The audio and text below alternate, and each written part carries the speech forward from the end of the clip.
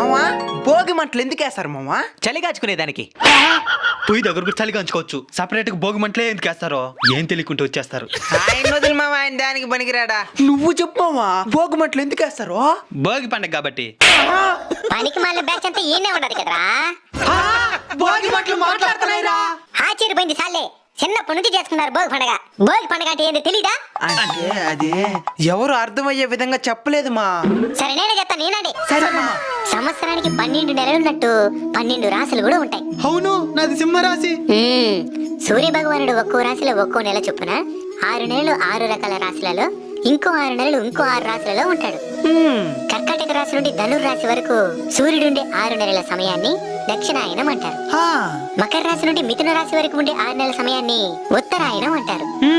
భోగి అనేది దక్షిణాయనంలో చివరి రోజు అన్నమాట. అప్పుడు రేపు ఏ ఆయనం ప్రారంభమవుతుంది? ఉత్తరాయణం.